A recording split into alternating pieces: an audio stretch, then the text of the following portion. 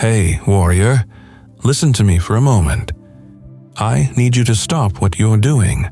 Put down your phone. Close those other tabs.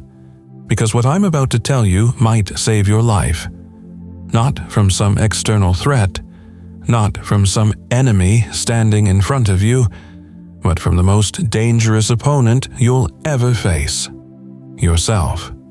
More specifically, the version of yourself that chooses comfort over growth. That picks pleasure over purpose. That selects the easy path when the hard one is the only one worth walking. You know exactly what I'm talking about. You felt it this morning, didn't you? When the alarm went off and your hand reached for the snooze button. When you told yourself just 5 more minutes. Just today.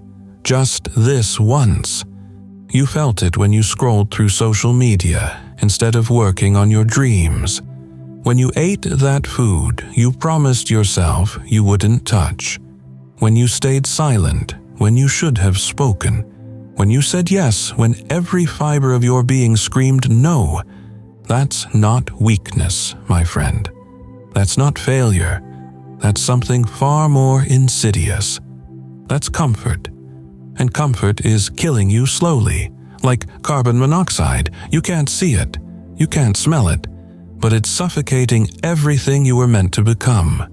Marcus Aurelius, the most powerful man in the ancient world, a man who could have indulged in every luxury imaginable, wrote these words in his private journal. You have power over your mind, not outside events. Realize this, and you will find strength. Think about that. The Emperor of Rome, the man who commanded legions, who controlled vast territories, who could have anything with a simple command. And what does he tell himself? That the only true power is the power over his own mind. Not his enemies, not his circumstances, his mind. And here you are, living in the most comfortable era in human history, with more opportunities, more resources, more potential than any generation before you, and you're letting that mind slip away. You're handing it over to distraction, to instant gratification, to the soft prison of comfort. You wake up and immediately check your phone, flooding your consciousness with other people's thoughts before you've had a single original one of your own. You eat food that makes you sluggish because it tastes good in the moment. You avoid difficult conversations because they're uncomfortable. You postpone your goals because Netflix just released something new. You drift. You float. You exist, but you don't really live. And somewhere deep inside, beneath the noise and the comfort and the endless distractions, there's a voice. A small voice that gets quieter every day. It's the voice that once had dreams, that once had fire, that once believed you were capable of something extraordinary. And every day you choose comfort, that voice gets a little quieter, until one day you won't hear it at all. This is your wake-up call. This is the moment where you decide. Not tomorrow, not next Monday, not when things get easier. Right now, because I'm going to tell you a truth that nobody else will. Things aren't going to get easier. They're going to get harder. Life doesn't reward comfort. It rewards those who embrace difficulty, those who run toward the fire instead of away from it, those who understand that the hard path, the uncomfortable path, the path less traveled, is the only path worth taking. Seneca said it perfectly. It is not because things are difficult that we do not dare. It is because we do not dare that things are difficult. Read that again. Let it sink in. The difficulty isn't the problem. Your hesitation is the problem. Your fear of discomfort is the problem. Your worship of ease is the problem. And if you're ready to face that problem head-on, if you're ready to stop lying to yourself, if you're ready to choose the hard path, even when every instinct screams at you to quit, then keep listening. Because this message isn't for everyone. This message is not for the comfortable. It's not for those who are content to drift through life, collecting participation trophies and making excuses. It's not for the people who blame their circumstances, their upbringing, their boss, their partner, their genetics for why they haven't become who they know they should be. This message is for the few. The ones who feel that fire still burning, even if it's just an ember right now. The ones who are tired of their own excuses. The ones who are ready to look in the mirror and see not what they are, but what they could be. The ones who understand that comfortable is not the same as fulfilled. That easy is not the same as meaningful. That pleasure is not the same as purpose. If that's you, if somewhere in your chest you feel that pull toward something greater, then you're exactly where you need to be. Because in this video, I'm going to share with you 5 Stoic laws that will completely transform your relationship with comfort and difficulty.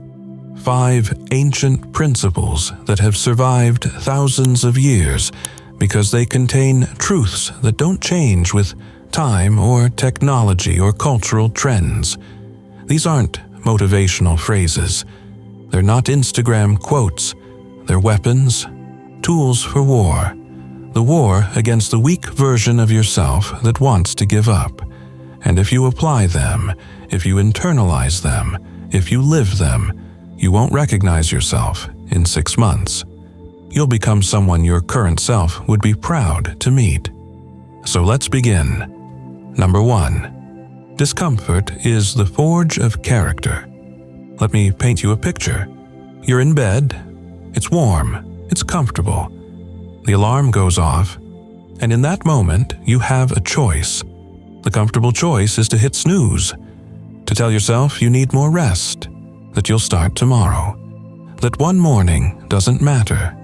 The hard choice is to get up, to honor the commitment you made to yourself, to choose discipline over desire. Now, here's what most people don't understand. That moment, that single decision, it's not about the alarm. It's about who you're becoming. Every time you choose comfort, you're training yourself. You're building a pattern. You're creating a version of yourself that will always choose the easy way. And that version of yourself will never accomplish anything remarkable. Because nothing remarkable comes from comfort. Marcus Aurelius understood this.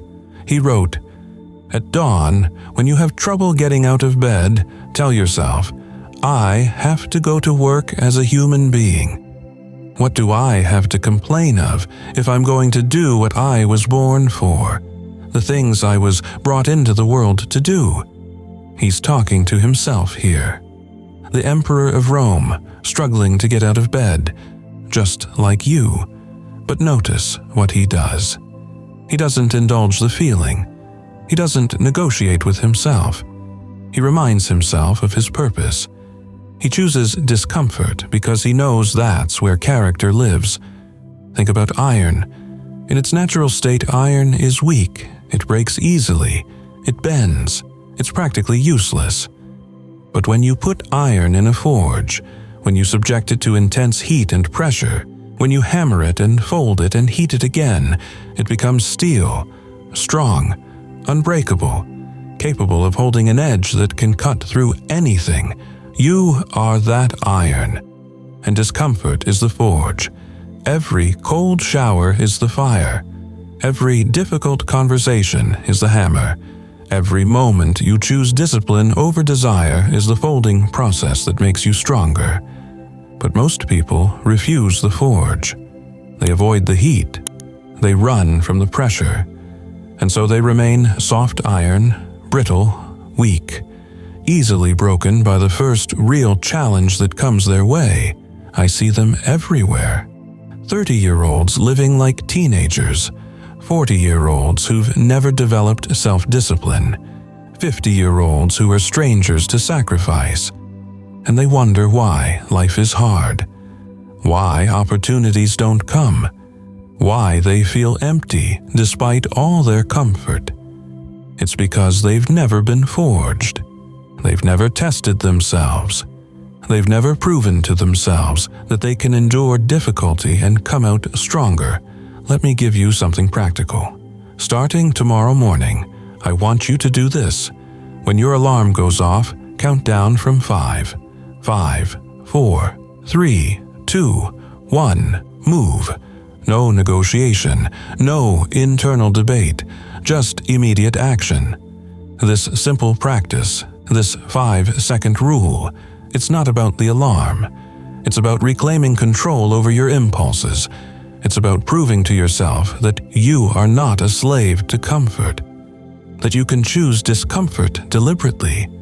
Then take a cold shower. Not lukewarm, cold. As cold as you can stand it. And when every nerve in your body is screaming at you to turn the dial to warm, don't. Stand in that discomfort. Breathe through it. And feel what it feels like to master yourself. To tell your body, I am in control here. Not you. Do you see what's happening? You're not just waking up early or getting clean. You're building evidence. Evidence that you can do hard things. Evidence that comfort doesn't control you. Evidence that you are stronger than your weakest impulse. And that evidence compounds. Each day, each difficult choice, each moment you pick the hard path over the easy one, you're becoming someone new, someone disciplined, someone reliable, someone who keeps promises, especially the ones they make to themselves. The average person avoids discomfort at all costs. They optimize for ease. They choose immediate gratification. They microwave their meals, skip their workouts, avoid difficult conversations, and then wonder why they feel unfulfilled. The Stoic embraces discomfort as a gift. They understand that every uncomfortable moment is an opportunity to grow stronger. They seek out difficulty because they know that's where transformation lives. They train in peacetime, so they're ready for war. Listen to me carefully. Your comfort zone is not your friend. It's a velvet prison. It feels safe. It feels good. But it's killing you. Every day you stay inside it, you're dying a little. Your potential is withering. Your spirit is softening. Your fire is dimming. The hard path, the uncomfortable path, that's where life is. That's where growth happens. That's where you become the person you were meant to be. So right now, I want you to comment below. I choose discomfort. I choose growth. I am iron in the forge. Type it out. Make it real. Because words become beliefs. Beliefs become actions. And actions become your destiny. Number 2. Control only what is yours to control. Here's a hard truth most people never learn. 99% of the things you worry about are completely outside your control. And the 1% that is within your control, you're probably ignoring. Think about it. You worry about what people think of you. Can't control it. You stress about the economy, politics, world events. Can't control any of it. You lose sleep over whether you'll get that promotion, whether that person will text you back, whether your investment will pay off. Outside your control. All of it. And while you're burning energy on these external things, the one thing you can actually control, the only thing that truly matters, is being neglected. Your mind, your responses, your choices, your effort, your character. Epictetus, who went from slave to one of the most respected philosophers in history, made this the foundation of his entire philosophy. He said, make the best use of what is in your power, and take the rest as it happens. Some things are up to us, and some things are not up to us. Simple, right? But how many people actually live this way? Almost none. Instead, they exhaust themselves trying to control the uncontrollable. They get angry at traffic. They stress about the weather. They obsess over what their ex is doing. They rage about political decisions. They worry about what might happen tomorrow, next year, in 10 years. And in all this wasted energy, in all this fruitless struggle against reality, they miss the one thing they have absolute power over: themselves. Let me give you a scenario. You send an important email. Hours pass. No response. What do? The average person checks their inbox every 5 minutes. They construct elaborate scenarios. Maybe they're angry. Maybe they didn't see it. Maybe they're ghosting me. Should I send a follow-up? Should I call? They're anxious, distracted, unable to focus on anything else. The Stoic sends the email and moves on. Why? Because once it's sent, it's out of their control. They can't control whether the person reads it, how they interpret it, when they respond, or if they respond at all. So why waste energy on it? Instead, they focus on what they can control: their next action, their current task, their present effort. See the difference? One person is a slave to external events, the other is free. And this applies to everything. You can't control whether you get the job, but you can control how well you prepare for the interview. You can't control whether someone loves you back, but you can control how authentically you show up. You can't control the past, but you can control what you learn from it. You can't control death, but you can control how you live. This is where real power lives, not in manipulating external outcomes, not in controlling other people, but in mastering yourself, in becoming so disciplined, so focused, so internally aligned that external chaos can't shake you. Marcus Aurelius faced this daily. Imagine being emperor, wars on multiple fronts, betrayals, plagues, political intrigue, natural disasters, the weight of an entire empire on your shoulders. And in his private writings, what does he focus on? Not the wars, not the politics, not the things he couldn't fully control. He focuses on his thoughts, his reactions, his virtue. He writes, "You have power over your mind, not outside events." Over and over, in different ways, he reminds himself, control what you can control and let go of the rest. So here's what this looks like practically. Starting today, I want you to do this exercise. When you feel stressed, anxious, or upset, stop and ask yourself, is this within my control? If the answer is no, let it go. Immediately. Don't indulge the emotion. Don't feed the worry. Acknowledge it and release it. Say to yourself, this is outside my control, so I will not waste my energy on it. If the answer is yes, if it is within your control, then act. Don't worry. Don't stress. Don't overthink. Just do the next right thing. Take the next step. Focus your energy where it actually matters. This simple filter will transform your life. You'll stop wasting emotional energy on things that don't matter. You'll stop being a victim of circumstances. You'll reclaim your power. Think about social media. People post something and then obsessively check for likes and comments. They feel good if the response is positive. They feel terrible if it's not. They've handed their emotional state to strangers. They've made their peace dependent on external validation. That's slavery. The Stoic posts if they have something valuable to share, then they move on. They don't check compulsively. They don't need the validation. because their sense of self is internal, not external.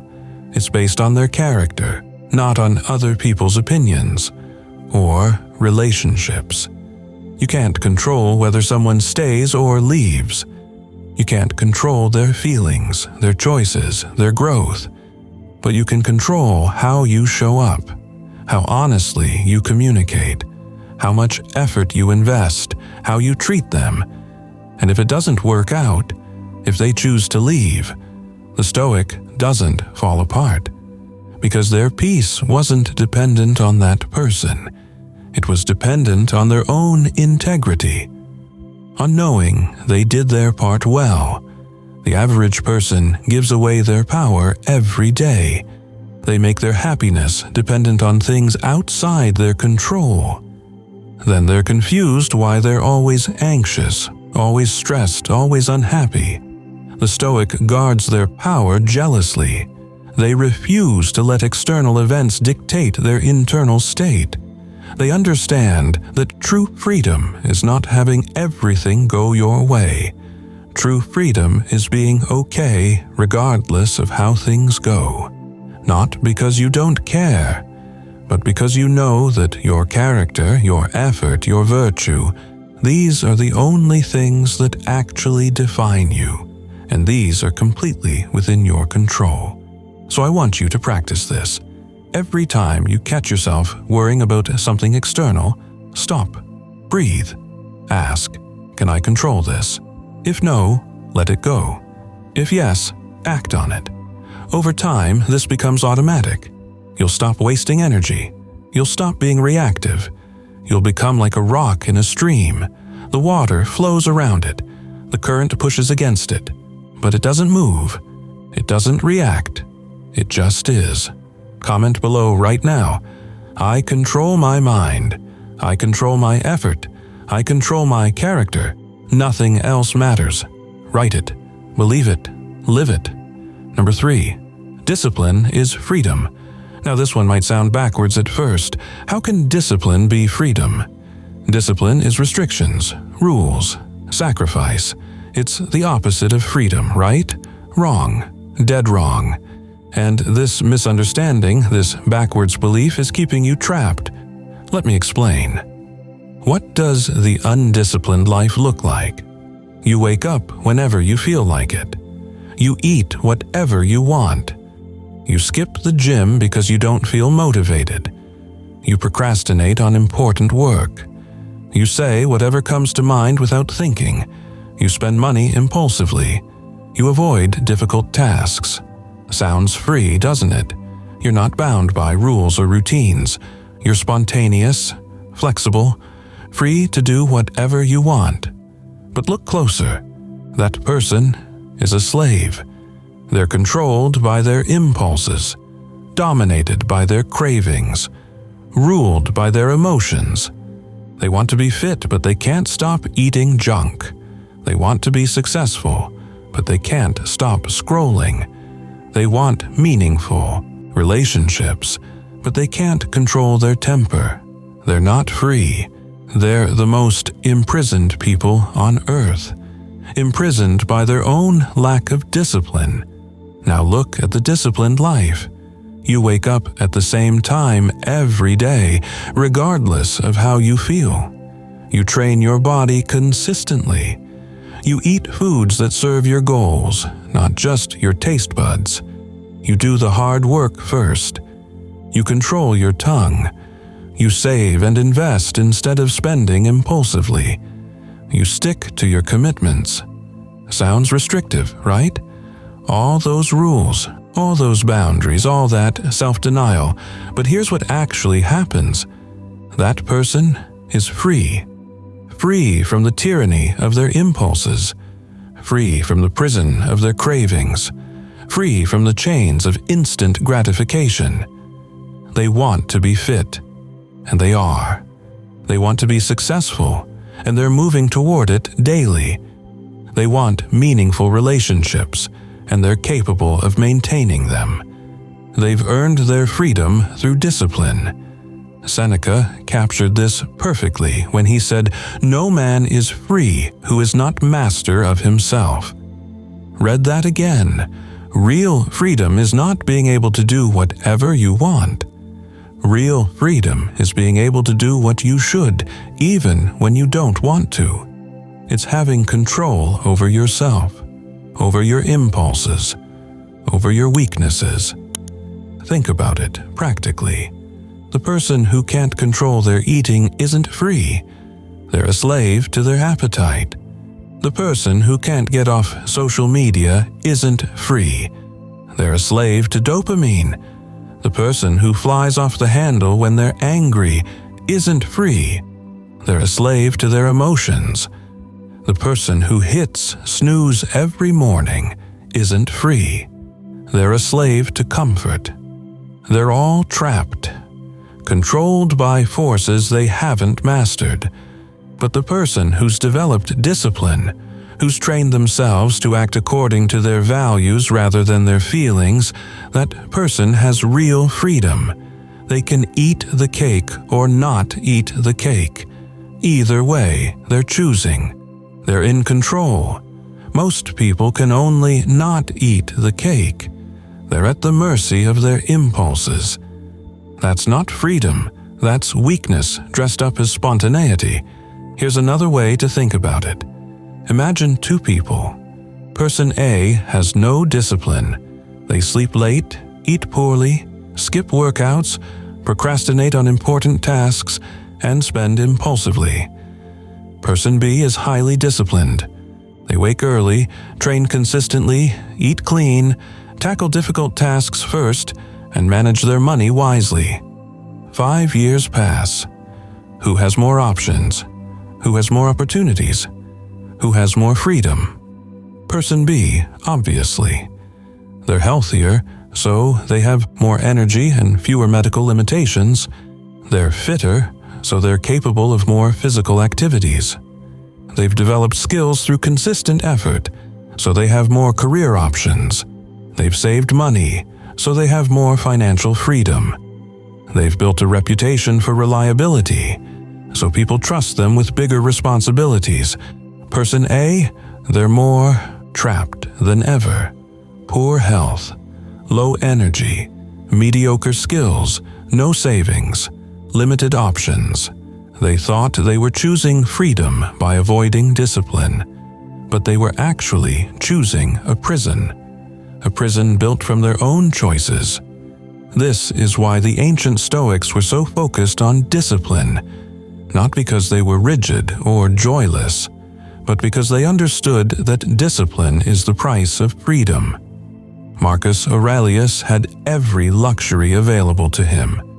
He could have indulged in any pleasure, but he practiced strict discipline because he knew that was the only way to remain free from being controlled by his position, his power, his pleasures. Here's what I want you to do. Pick one area of your life where you know you lack discipline. Maybe it's your morning routine. Maybe it's your diet. Maybe it's your work habits. Maybe it's your phone usage. Just one area. Now, create a non-negotiable rule for yourself. Something specific. Something measurable. Something that will require real discipline to maintain. For example, I will not touch my phone for the first hour after I wake up. Or, I will train for 30 minutes every single day, no matter what. Or, I will not eat sugar Monday through Friday. Or, I will work on my most important task for 2 hours every morning before checking email. Whatever it is, make it clear. Make it specific. Make it challenging enough that your current self will want to quit. Then, commit to it for 30 days. Not forever, just 30 days. Because here's what happens. In the beginning, it's hard, really hard. Every day is a battle. Your impulses are screaming at you. Your comfort-seeking brain is generating 1,000 reasons why today should be an exception. But you keep going, and around day 7, something shifts. It's still hard, but slightly less hard. You've proven to yourself you can do it for a week. By day 14, you start to feel different, stronger, more in control. There's a quiet confidence building. By day 30, it's part of who you are. You've rewired yourself. And here's the beautiful part, that discipline bleeds into other areas of your life. The person who has the discipline to wake up early finds it easier to exercise discipline in their diet. The person who can control their phone usage finds it easier to control their spending. The person who can stick to a workout routine finds it easier to stick to their work commitments. Discipline is a transferable skill. It compounds. It spreads. Start with one area, master it, and watch how it transforms everything else. But you have to start. You have to choose one area where you will be non-negotiable with yourself, where you will not accept excuses, where you will build discipline regardless of how you feel. The average person is controlled by their feelings. When they feel like it, they do it. When they don't, they skip it. They're reactionary, inconsistent, unreliable even to themselves. The Stoic understands that feelings are irrelevant. What matters is commitment. What matters is the promise you made to yourself. What matters is doing what should be done, regardless of what you feel like doing. That's discipline. And that's freedom. So comment below, I am disciplined. I am free. I control myself. Make that declaration. Because the moment you truly embrace discipline, the moment you stop negotiating with yourself, that's the moment you become free. Number 4, accept death to fully live. Stay with me on this one because it might be the most important thing I tell you. Most people spend their entire lives running from death. They don't think about it. They don't acknowledge it. They pretend it's not coming. And in that denial, in that refusal to face the one guaranteed outcome of existence, they waste their lives. They postpone. They procrastinate. They tell themselves they have time. They'll start that business next year. They'll have that difficult conversation later. They'll pursue their dreams when things settle down. They'll live fully tomorrow. But tomorrow never comes. Because death doesn't wait for you to be ready. It doesn't care about your plans or your excuses. It's coming. For you. For everyone you love. And you don't know when. Could be 50 years. Could be 5 minutes. The Stoics didn't run from this truth. They embraced it. They meditated on it daily. Not because they were morbid or depressed, but because they understood that acknowledging death is the key to living fully. They called it memento mori. Remember, you must die. Marcus Aurelius wrote, "You could leave life right now." Let that determine what you do and say and think. Think about the power of that. You could die today, right now. This could be your last hour, your last conversation, your last chance to do something meaningful. How would you live differently if you truly believed that? Would you waste time on social media? Would you hold grudges? Would you postpone your dreams? Would you stay in that job you hate? Would you avoid that difficult conversation? Would you play it safe? No, you wouldn't. You'd live urgently, intentionally, fully. You'd say what needs to be said, do what needs to be done, love who needs to be loved. You'd stop sweating the small stuff, because you'd realize how little it matters. You'd stop seeking approval from people whose opinions don't matter. You'd stop accumulating things and start accumulating experiences, relationships, growth. Seneca put it brilliantly. It is not that we have a short time to live, but that we waste a lot of it. Life is long enough, and a sufficiently generous amount has been given to us for the highest achievements, if it were all well invested. Read that slowly. You have enough time. The problem isn't that life is too short. The problem is that you're wasting it. Wasting it on distractions, on meaningless entertainment, on other people's priorities, on comfort that leads nowhere, on fears that never materialize, on worries that don't matter. You're acting like you have infinite time, like death is a distant possibility rather than an approaching certainty. And that delusion is costing you your life. Here's what I want you to do, and this will be uncomfortable, but do it anyway. I want you to write your own eulogy. Sit down with a piece of paper or open a document and write what you want people to say about you at your funeral. Not what they would say if you died today. What you want them to say. What kind of person do you want to have been? What do you want to have accomplished? What impact do you want to have made? How do you want to have treated people? What do you want to be remembered for? Write it all out. Be specific. Be honest. Really think about it. Now look at what you wrote. That's your target. That's who you want to be. That's the life you want to live. Now ask yourself, are you living in alignment with that? If you died today, would your actual eulogy match the one you just wrote? For most people, the answer is no.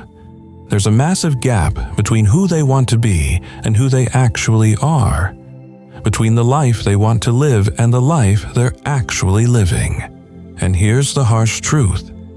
That gap exists because they're living like they have unlimited time.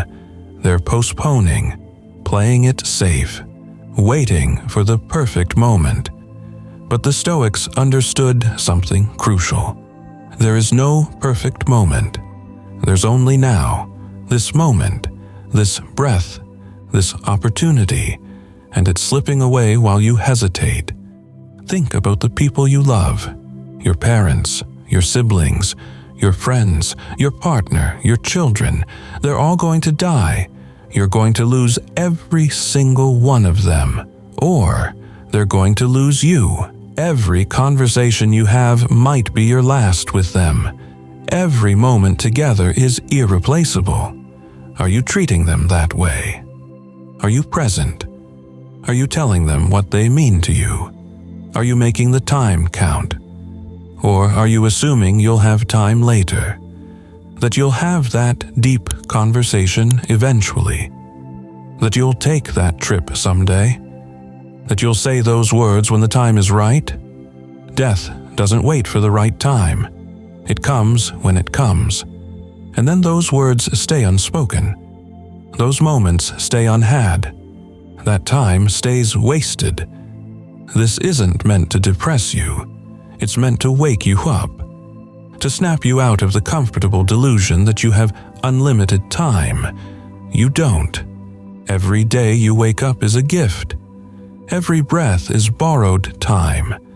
Every moment is a chance to live in alignment with who you want to be. Epictetus said, "Don't explain your philosophy, embody it." In other words, stop talking about who you want to be and start being that person. Today, now. Not when things are easier, not when you're more prepared, not when you feel ready, now. Because now is all you have. The past is gone. The future is uncertain. All you actually possess is this present moment. And what are you doing with it? Are you using it to become who you want to be? To live how you want to live? To love how you want to love? To create what you want to create? Or are you wasting it on comfort, distraction, and postponement? Memento mori doesn't mean be sad about death. It means let the reality of death clarify your life. Let it burn away what doesn't matter. Let it focus you on what does. Let it give you the courage to take risks, have difficult conversations, pursue your dreams, and love fully. because you don't have time to waste. Here's a practice I want you to implement. Every morning, before you do anything else, I want you to say this to yourself: I am going to die. Maybe today, maybe tomorrow, maybe in 50 years, but it's coming. So today, I will live like it matters. Today, I will not waste this gift. Today, I will be who I want to be. Say it out loud. Let it sink in. Let it scare you a little. Let it motivate you. And then live accordingly. Make different choices. Prioritize differently. Love harder. Work smarter. Speak honestly. Act courageously. The average person lives in denial of death, and therefore in denial of the urgency of life. They sleepwalk through their days, assuming tomorrow will come, that there's always more time, that they can start living fully later. The Stoic embraces death as the great teacher. They understand that mortality isn't the enemy. Wasted life is the enemy. They use the reality of death to clarify what matters, to eliminate what doesn't, to live with purpose and urgency and meaning. So right now, comment below, I accept that I will die. Therefore, I choose to truly live. Type it out.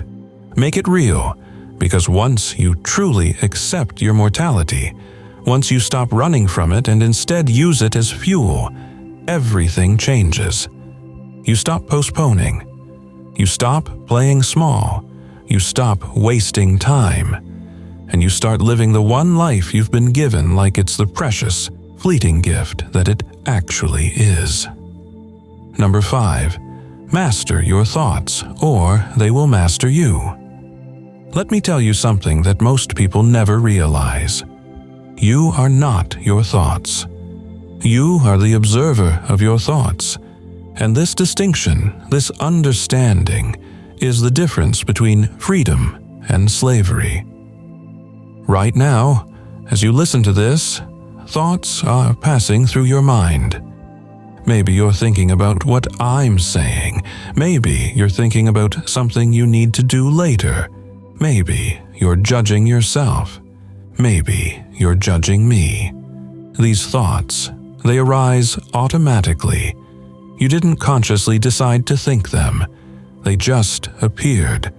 And here's the critical question. Who's in control? Are you directing your thoughts, or are they directing you?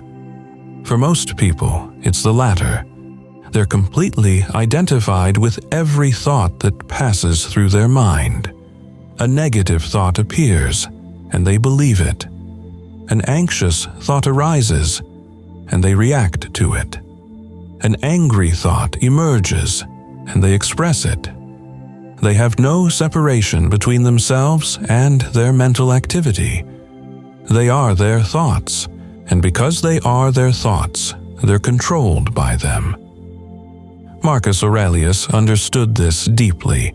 He wrote, "The happiness of your life depends upon the quality of your thoughts, not your circumstances, not your bank account, not your relationships, your thoughts. Because your thoughts create your emotions. Your emotions drive your actions. Your actions determine your results, and your results shape your life. If you can't control your thoughts, you can't control anything. Let me give you an example. 2 people lose their job. Same situation, different thoughts. Person A thinks, "This is terrible, I'm a failure. I'll never find something better. What will people think of me? My life is ruined." Person B thinks, "This is unexpected, but it's also an opportunity. I can find something better. I can use this time to develop new skills. This might be the push I needed to make a change I've been avoiding." Same external event, completely different internal experience. Why? Because of their thoughts. Person A will spiral into depression, anxiety, inaction. Person B will feel challenged but motivated, and they'll take action. The event didn't determine their experience. their thoughts about the event did. This is the fundamental Stoic insight. You cannot always control what happens to you, but you can always control what you think about what happens to you. And that control, that mastery over your own mind, is where all your power lives. But here's the problem. Most people have never trained their mind. They've trained their body, they've developed skills, they've learned information, but they've never learned to observe and direct their own thoughts. So their mind runs wild. It replays the past. It worries about the future. It criticizes them constantly. It generates fears that never materialize. It creates problems that don't exist. And they just go along with it. They believe every thought. They follow every mental impulse. They're passengers in their own mind. Epictetus said, "Men are disturbed not by things, but by the views which they take of them." In other words, it's not what happens to you that upsets you. It's what you tell yourself about what happens to you. Someone insults you. That's just words. Sounds in the air. They only hurt you if you believe they're true, if you accept them as defining you, if you give them power over your self-image. Or you can recognize, this person's opinion is outside my control. It doesn't define me. It reflects their state, not mine. And suddenly, the words have no power. Someone cuts you off in traffic. That's just a physical event. A car changing position. It only makes you angry if you interpret it as disrespect, as a personal offense, as something that shouldn't have happened. Or you can recognize this person is in a hurry or distracted, or maybe just a poor driver. It has nothing to do with me. And suddenly, you're calm. See what's happening? When you master your thoughts, when you learn to observe them rather than being controlled by them, you become free. Free from reactivity. Free from being controlled by external events. Free from your own mental tyranny. So how do you develop this mastery? How do you become the master of your mind instead of its slave? First, you need to create separation. You need to recognize that you are not your thoughts. You are the awareness that observes thoughts. Here's a practice. For the next few days, whenever you notice a thought, especially a negative or unhelpful one, I want you to mentally label it. Don't fight it. Don't judge it. Just label it. That's an anxious thought. That's a self-critical thought. That's a worried thought about the future. Just by labeling it, you create distance. You move from being the thought to being the observer of the thought. And that distance is power. Second, question your thoughts. Don't believe everything you think. When a thought arises, especially a limiting or negative one, ask yourself, is this true? Do I know this for certain? Is there another way to interpret this situation? Is this thought serving me? Most of your negative thoughts are not true. They're just mental habits, patterns you've developed over years, and once you start questioning them, they lose their power. Third, choose your thoughts deliberately. This is the advanced practice. Once you've created separation and learned to question, you can start consciously directing. When an unhelpful thought arises, you acknowledge it, and then you consciously choose a different one. Not positive thinking, not self-delusion, but a more useful, more accurate, more empowering interpretation. Someone criticizes you. Your automatic thought, they're right. I'm not good enough. You catch that thought. You question it. Is that true? Or is this one person's opinion? You choose a different thought. I appreciate the feedback. I'll consider what's useful and discard what isn't. One person's opinion doesn't define my worth. See the difference? You're not pretending the criticism didn't happen. You're not lying to yourself that everything is perfect. You're simply choosing a more useful frame. Marcus Aurelius practiced this constantly. In his meditations, he's literally talking himself through this process, reminding himself how to think about challenges, how to interpret difficulties, how to maintain perspective. He's not naturally calm and wise. He's training himself to be calm and wise by directing his thoughts. And you can do the same. But it requires practice, daily practice, because your mind has spent years running on autopilot. You're not going to master it in a day, but start today. Start observing your thoughts. Start questioning them. Start consciously choosing better ones. And over time, you'll notice something incredible. You'll stop being controlled by your mind. You'll stop being a victim of your mental patterns. You'll develop what the Stoics called equanimity, inner peace. Not because your external life is perfect, but because you've mastered your internal world. Nothing outside can disturb you because you control how you interpret and respond to everything. That's ultimate freedom. That's ultimate power. And it's available to everyone. But almost no one does the work to claim it. They stay slaves to their thoughts, victims of their mental patterns, controlled by automatic reactions. Don't be like them. Master your mind. Direct your thoughts. Choose your interpretations. And you'll discover that you've had the power all along.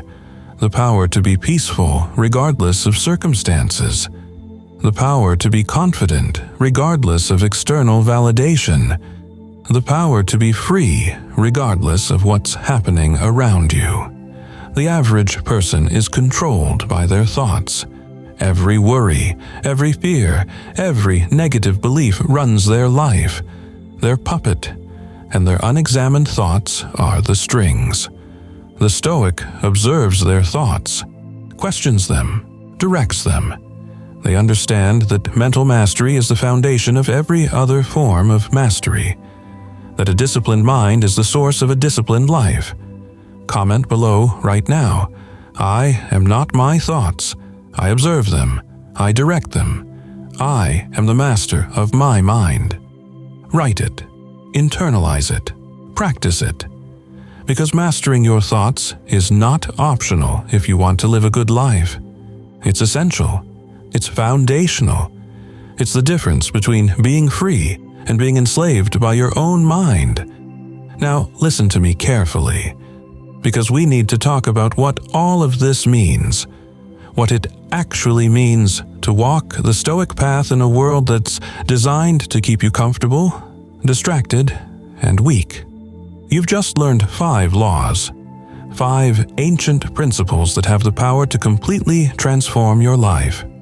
Discomfort is the forge of character.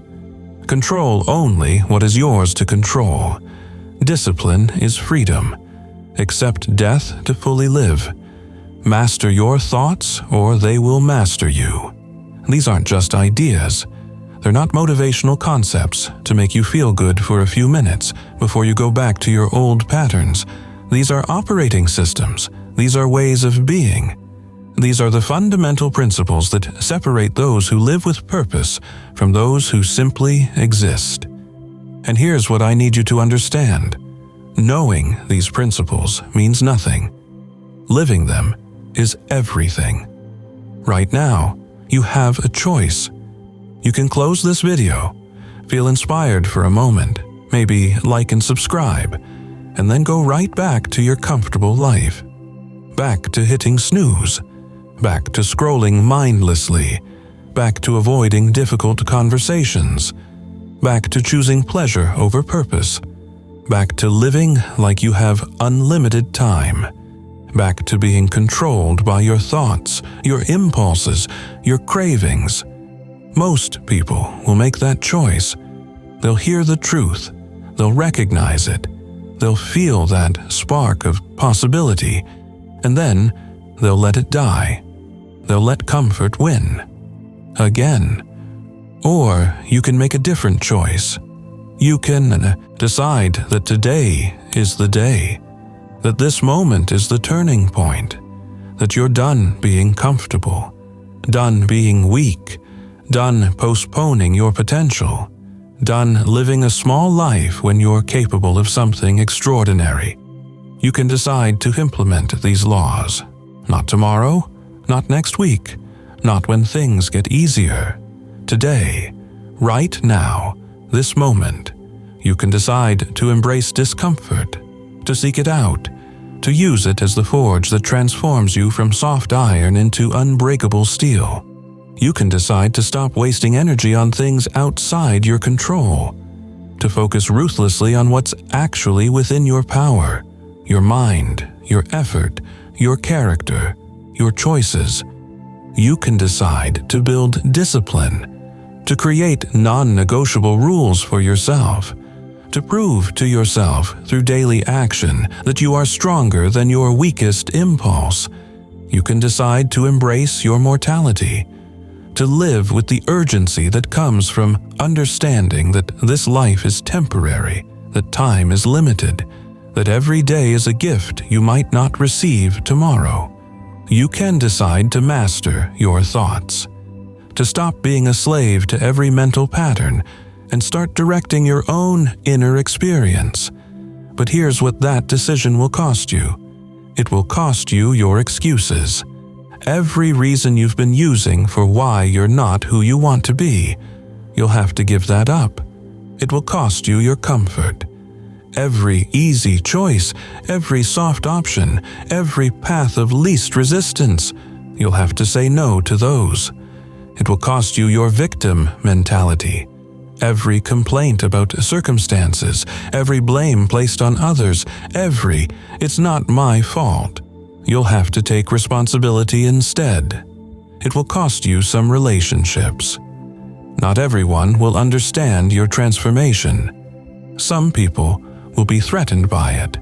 Some will try to pull you back to who you were. It will cost you your old identity. The comfortable, safe, small version of yourself that you've been. That person has to die for the new version to emerge. And that death is painful. But here's what you gain. Everything. You gain strength, real strength. Not physical, though that will come too, but inner strength. The unshakable kind that no circumstance can touch. You gain freedom, real freedom. Not the fake freedom of doing whatever you want, but the true freedom of being master of yourself. You gain purpose.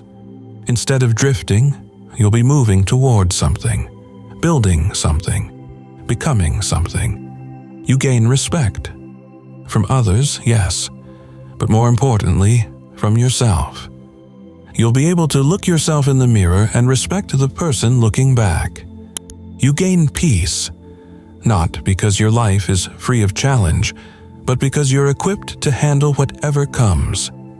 You gain time, because when you stop wasting it, when you stop living like you have unlimited amounts, every moment becomes precious and fully used.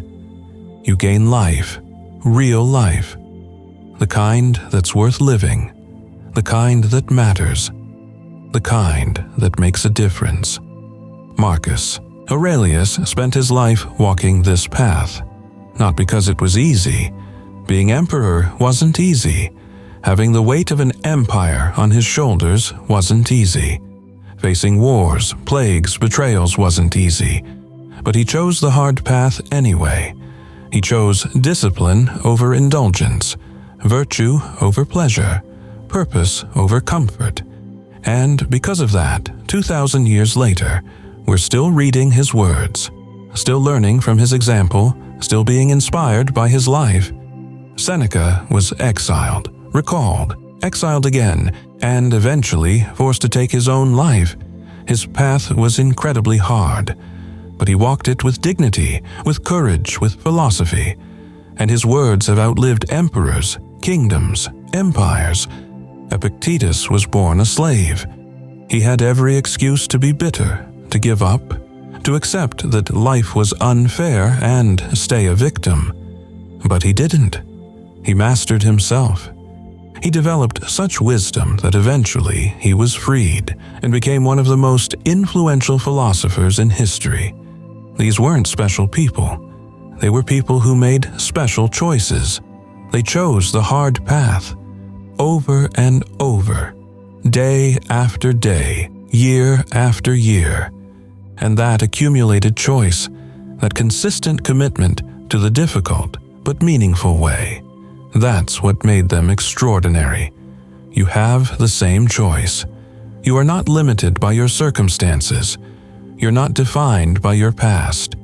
You're not trapped by your current situation. The only thing limiting you is your willingness to choose difficulty over comfort, to choose growth over stagnation, to choose the hard path over the easy one. And I'm telling you right now, I'm begging you to understand this. Comfort is killing you. Slowly, quietly, but absolutely. Every day you choose the easy path, you're dying a little. Your potential is dying, your spirit is dying, your purpose is dying. But you can stop that death right now. You can choose life, real life, hard life, meaningful life. You can wake up tomorrow and be different, not because you feel different, but because you choose different. You choose to get up when the alarm goes off. You choose to embrace discomfort. You choose to focus on what you control. You choose to be disciplined. You choose to live with urgency. You choose to master your mind. And day after day, choice after choice, you become someone new, someone strong, someone free, someone purposeful, someone who keeps their promises, especially to themselves, someone who does what should be done, regardless of how they feel, someone who lives according to their values, not their impulses, someone who matters, not to the whole world, maybe not to many people, but to themselves. And ultimately, that's what counts, because you have to live with yourself. You have to look yourself in the mirror. You have to know whether you're becoming who you're capable of being, or whether you're settling for comfort and mediocrity. Only you know the truth of that. Only you know whether you're really living or just existing. Only you know whether you're walking the hard path or taking the easy one, and that's between you and your reflection. But I'll leave you with this. Time is passing. Right now, as you listen to these words, your life is ticking away. The time you spend comfortable is time you'll never get back. The opportunities you miss because you're not ready, they may not come again. The person you could be, they're waiting for you to make the choice. Every day you postpone, they get further away. But every day you choose the hard path, you get closer. Every uncomfortable moment you embrace, you're becoming them. Every discipline you maintain, you're proving you're serious. Every thought you master, you're claiming your power. This is not about perfection. You will fail. You will have days where you choose comfort, where you hit snooze, where you skip the workout, where you let your thoughts control you. That's okay. That's human.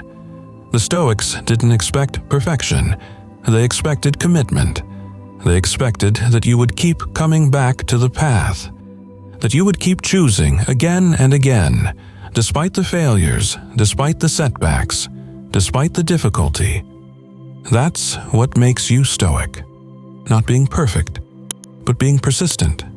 Not never falling, but always getting back up. Not being strong all the time, but choosing strength whenever you can. So here's what I want you to do. Right now, before you close this video, make a decision. Decide which path you're walking. The comfortable path or the hard path. the easy way or the meaningful way, the path of least resistance or the path of greatest growth. And once you decide, once you commit, comment below. Tell me which law resonated most with you. Tell me which one you're going to implement today. Tell me that you're choosing the hard path. Because speaking, it makes it real. Declaring it creates accountability. Typing it out is the first step of action. Then, do this. Look at your life right now. Look at it honestly. Where are you choosing comfort over growth? Where are you avoiding difficulty? Where are you postponing? Where are you wasting time? Identify one thing. Just one. The most important thing. The thing that, if you changed it, would transform everything else. And starting tomorrow, starting today, starting right now, change it. Choose the hard path in that one area. Make it non-negotiable. Make it your line in the sand. Make it the battle you will not lose. And then share this message. Not because I need subscribers, though I appreciate them, but because someone you know needs to hear this. Someone in your life is dying slowly from comfort. Someone is postponing their potential. Someone is living small when they're capable of something great. And maybe this message, these principles, this reminder of ancient wisdom and modern application, maybe it's the wake-up call they need. Maybe it saves them from wasting more years. Maybe it sparks the transformation they've been avoiding. That's the Stoic way. We don't just live these principles for ourselves. We share them. We teach them. We help others find the path. Not by preaching, not by being preachy or superior, but by living the example and offering the wisdom when it's needed. So hit that like button, subscribe to this channel, and share this video with someone who needs it. Comment below. I choose the hard path. I choose growth. I choose life. And then live it, prove it, become it. Because the world doesn't need more comfortable people. It needs more people who have mastered themselves. More people who walk the hard path. More people who live with discipline, courage, purpose, and wisdom. More people who understand that comfort is the enemy and difficulty is the forge. Be one of those people. Choose the hard path. Walk the Stoic way, and remember, you're going to die. Make sure you really live first. This is your life. This is your time. This is your one chance. Don't waste it being comfortable. Embrace the difficulty. Master yourself. And become who you were always meant to be. That's the message. That's the truth. That's the path. Now walk it.